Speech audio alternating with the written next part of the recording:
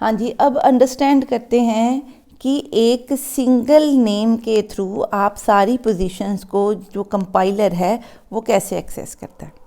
ठीक है, हमें पता है, मैंने बताया कि जो आपका मार्क्स है इट इज़ दी अरे नेम। सो अरे नेम क्या स्टोर करता है? Base address of the marks of an array. ठीक है, सो बेस एड्रेस आपका क्या है? 100।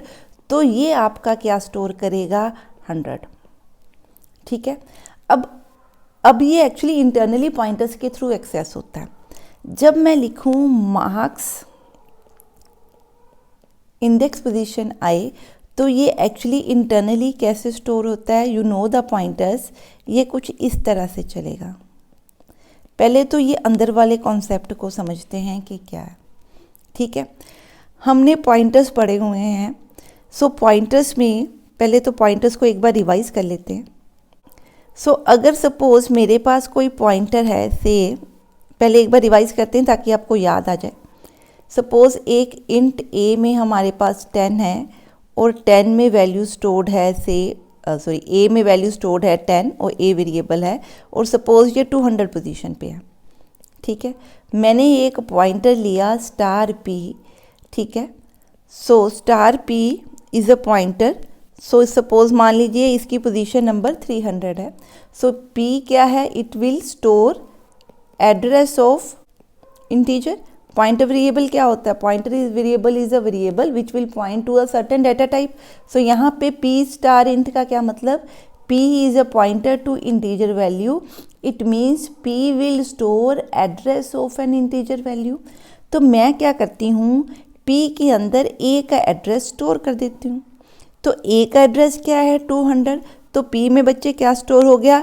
200। ठीक है, आपको वैल्यू एक्सेस करनी आती है कि अगर मैं स्टार पी लिखूं तो स्टार पी का क्या मतलब? इस स्टार को क्या बोलेंगे? Value at address. ठीक है, इसको अलग पढ़ेंगे, पी को अलग पढ़ेंगे। पी का मतलब क्या? पी मीन्स पी के अंदर जो वैल्यू है, क्या लिखा हुआ है? 200। तो यहाँ 200 लिख दिए। तो स्टार पी मतलब वैल्यू एट एड्रेस 200। अब इस लाइन को पूरा पढ़ें तो क्या माना आपका? Value at address 200 that is equal to 10। तो इट मीन्स स्टार पी के थ्रू आपने क्या एक्सेस किया? ये वाली वैल्यू। ठीक है, सो इस तरह से आप इन वैल्यूज़ को एक्सेस करते हो। ये आपने पॉइंटर्स में पढ़ा हुआ है। ठीक है जी, क्लियर है? सो अगर आपने पॉइंटर्स नहीं पढ़ा तो नेक्स्ट जो वीडियोस जो मेरी पॉइंटर्स वाली वीडियो है वो उसमें से आप पॉइंटर्स को एक बार रिवाइज कर सकते हो। हाँ जी, अब देखिए P को अगर मैं P+1 लिखूं और P को मैं P++ करूं तो होगा क्या? पहली चीज़, पॉइंटर्स में आपको पता है एडिशन और सब्ट्रैक्शन अलाउड है। ठीक है, कौन कौन सी अलाउड है? ये पॉइंटर्स वाले टॉपिक में हमने कवर की है। सो ये दोनों स्टेटमेंट्स अलाउड हैं। अब इसमें अगर मैं P is equal to P+1 कर रही हूँ, P में क्या स्टोर्ड है? 200। तो 200 + 1 करूँगी तो क्या आंसर 201 आएगा? ठीक है, येस और नो? नो। क्यों? क्योंकि ये एड्रेस है किस टाइप का? इंटीजर टाइप का। सो इंटीजर टाइप का एड्रेस हमेशा एक्चुअली क्या कर रहा है? इंटीजर वैल्यू 2 बाइट्स की होती है। सो अगर ये पॉइंटर किसी इंटीजर वैल्यू को स्टोर कर रहा है, अगर मैं कहती हूँ ए 100 पोजीशन पे है, तो इसका मतलब ए ने 100 से लेके 102 तक की वैल्यूज़ को क्या किया हुआ है? 200 पोजीशन थी, 200 से लेके 200 तक, 202 तक सिर्फ क्या पड़ा है? ए। सो अगर मैं पॉइंटर P को प्लस कर रही हूँ तो इसका मतलब मैं पॉइंटर को कह रही हूँ कि नेक्स्ट एड्रेस को पॉइंट करे। नेक्स्ट एड्रेस क्या होगा? इस मेमोरी लोकेशन से आगे वाला एड्रेस क्या होगा? ये वाली पोजीशन। ठीक है, तो ये हमने पढ़ा हुआ है कि अगर पॉइंटर इंटीजर टाइप है और उसको +1 करते हो तो वो कितनी बाइट्स इंक्रीज करेगा? 2 बाइट्स। ठीक है, ये फॉर्मूला इसका क्या होता है? इसका फार्मूला क्या होता है? अगर मैं P is equal to P plus some number से N इज इक्वल टू 5 है, N कर रही हूँ, तो P कितने से इंक्रीज होगा? P should be equal to P plus जो इस पॉइंटर का डेटा टाइप है। क्या डेटा टाइप है? इंट। इसका मतलब N इंटू 2। तो P में क्या था? 200। N into 2 means into 2N, इतना उसमें एक्चुअली ऐड होगा। अगर मैं लिखूं P is equal to P+4 तो क्या स्टोर होगा 200 plus 4 into data type of p that is integer that is 2 that is 208। ठीक है, मीन्स अगर आप इंटीजर टाइप ले रहे हो तो पॉइंटर कितने से जंप करेगा, हर वैल्यू के लिए 2 से जंप करेगा। इसी तरह अगर आपका पॉइंटर फ्लोट टाइप होता, ठीक है, तो ये वैल्यू कहाँ से 200 से कहाँ तक स्टोर होती है 204 से। तो एक जंप का मतलब कि आप 4 बाइट्स का क्या ले रहे हो जंप। ठीक है, अगर मैं 3 जंप लगा रही हूँ तो जीन का मतलब मैं कितनी कितनी बाइट्स का जंप ले रही हूँ 1 2 एंड 3। 4 बाइट्स पहले फ्लोट को, अगले फ्लोट को, क्योंकि वो मान के चलता है कि अगली वैल्यू भी फ्लोट स्टोर है। ठीक है, तो वो क्या करेगा, क्योंकि वो फ्लोट को पॉइंट कर रहा है तो उसको पता है कि एक वेरिएबल अगर फ्लोट है तो वो 4 बाइट्स ले रहा है। तो अगर मैं एक जंप कर रहा हूँ पीछे या आगे तो वो 4 बाइट्स का जंप लगाऊंगा। इट मीन्स इसको कैसे कैलकुलेट करेंगे 4p is equal to p plus 3 into size of an array. Size of data type क्या है फ्लोट, फ्लोट का डाटा टाइप क्या 4 साइज, तो ये आएगा आपका p प्लस 12। तो चेक कर लीजिए 200 प्लस 12 किया तो आंसर क्या बना 212। दिस इज हाउ आपका पॉइंटर क्या करता है इंक्रीज करता है। ठीक है, अब इसी को हम क्या यूज़ कर रहे हैं अरे के अंदर। हाँ जी, अब मान लीजिए अगर मैंने मार्क्स का अरे इंडेक्स 2 लिया है तो ये इंटरनली कैसे कैलकुलेट होता है। This will be equal to star, bracket में आप लिखोगे मार्क्स मीन्स बेस एड्रेस और उसका क्या लिखोगे प्लस इंडेक्स, इंडेक्स इज 2। अब मार्क्स किस टाइप का है, इंटीजर टाइप का है। मार्क्स में क्या स्टोर्ड है, एड्रेस स्टोर्ड है। एड्रेस किस टाइप का, इंटीजर टाइप वैल्यूज़ का। यहाँ जो भी वैल्यू स्टोर्ड है इंटीजर वैल्यू स्टोर्ड है। इट मीन्स अगर मैं मार्क्स में एड्रेस स्टोर्ड है तो एड्रेस क्या है एक तरह का पॉइंटर, तो ये अरे भी एक तरह का पॉइंटर ही है। ठीक है, जिस भी वेरिएबल में एड्रेस स्टोर होता है वो पॉइंटर ही होता है ना बच्चे। ठीक है, that is pointing to something. तो अगर आप स्टार मार्क्स लिखोगे तो उसको कोई प्रॉब्लम नहीं है, it is valid, it will B correct.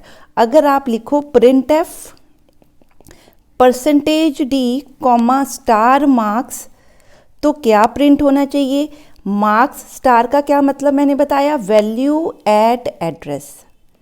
Marks मतलब जो मार्क्स में है। ठीक है, मार्क्स का एड्रेस वैल्यू क्या है 100। मार्क्स में क्या स्टोर्ड है, मार्क्स इज अरे नेम और वो क्या स्टोर कर रहा है बेस एड्रेस दैट इज 100। तो मैं इसको क्या पढ़ूँ value at address 100। So address 100 पे इनिशियल वैल्यू 0, तो स्टार मार्क्स क्या प्रिंट करेगा, this will be equivalent to marks at position 0 at index 0। ठीक है, यही कॉन्सेप्ट है। अगर ये दोनों इक्वल हैं तो इसका मतलब क्या है। मैंने आपको बोला कि अगर मैं इसको जर्नलाइज करके लिखती हूँ फिर एग्जाम्पल से समझाती हूँ।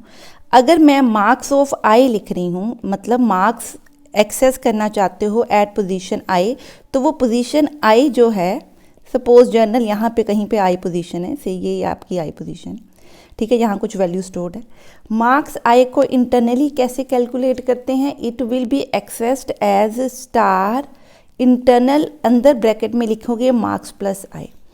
अब ये जो एडिशन है वो क्या होगी, मार्क्स प्लस आई इंटू मार्क्स में एड्रेस है किस वैल्यूज़ का, इंटीजर का, तो आई के साथ क्या मल्टीप्लाई हो जाएगा 2। अभी मैंने बताया क्योंकि एड्रेस क्या है एक तरह का पॉइंटर, तो मार्क्स एक पॉइंटर टाइप वेरिएबल हो गया।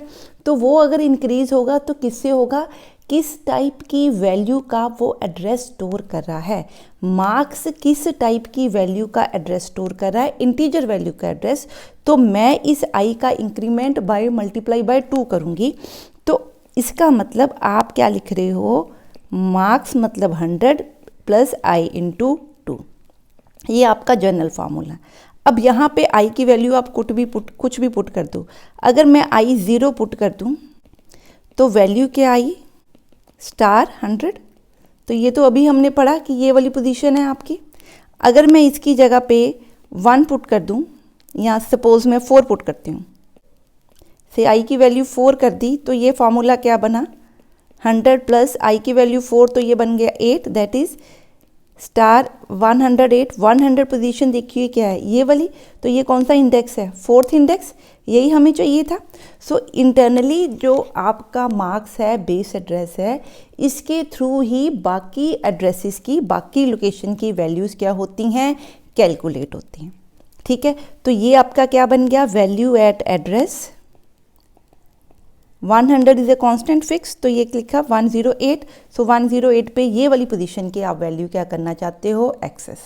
सो आई होप कि आपको समझ में आया कि इंटरनली एक वेरिएबल मार्क्स के नेम के थ्रू वो 10 वैल्यूज़ को, इंडेक्स और मार्क्स दोनों को यूज़ करके अंदर हर लोकेशन को कैसे कैलकुलेट करता है। ठीक है, अब मैंने बोला जो मार्क्स हैं वो बेस एड्रेस है और ये एक तरह का कांस्टेंट होता है। क्यों? क्योंकि अगर आप बेस एड्रेस ही चेंज कर दो, अगर मैं लिखूँ marks is equal two marks plus 1, तो क्या है, एरर। क्यों? ये एक तरह का क्या कंसिडर हो रहा है, कांस्टेंट फिक्स वैल्यू। ठीक है, एल वैल्यू एरर आएगा। अगर मैं कहूँ कि मैंने बेस एड्रेस ही चेंज करके 102 कर दिया, या मैं सपोज मैं मार्क्स में किसी वेरिएबल का एड्रेस डाल देती हूँ, तो वो एरर है। क्यों? क्योंकि ये फिक्स वैल्यू, अगर ये नहीं होगा बेस एड्रेस तो मैं कोई भी लोकेशन एक्सेस नहीं कर सकती। इसलिए कंपाइलर हमेशा जो अरे का बेस एड्रेस है वो फिक्स है। You can not change value of the marks. आप इंडेक्स पोजीशन की वैल्यू चेंज कर सकते हो, दिस यू कैन डू। ठीक है, दिस यू कैन डू, ये दोनों सेम ही चीज़ें हैं, इन दोनों का मतलब सेम ही है। आप इसको ऐसे रखें इमेजिन दिमाग में। ठीक है, सो ये दोनों सेम है, ये लिखा है, ये लिखा है, तो वैल्यू है। अकेला मार्क्स प्लस आई लिखा है तो क्या है, अगर मैं लिख दूँ मार्क्स प्लस आई तो ये क्या रिप्रेजेंट कर रहा है, एड्रेस। अगर मैं लिख दूँ स्टार मार्क्स प्लस आई तो ये क्या रिप्रेजेंट कर रहा है, value at index I. I hope कि आपको बेसिक्स की अरे इंटरनली कैसे चलता है और उसको यूज़ कैसे करते हैं ये पता लगा। ये हमने इंटीजर के साथ किया। नेक्स्ट वीडियो में हम करैक्टर या फ्लोट के साथ कुछ इसकी एग्जांपल्स करते हैं। अगर आपको मेरी वीडियोस पसंद आ रही हैं तो प्लीज़ इन वीडियोस को लाइक करें, चैनल को सब्सक्राइब करें और चैनल को अपने फ्रेंड्स के साथ शेयर करें। सो मिलते हैं नेक्स्ट वीडियो में।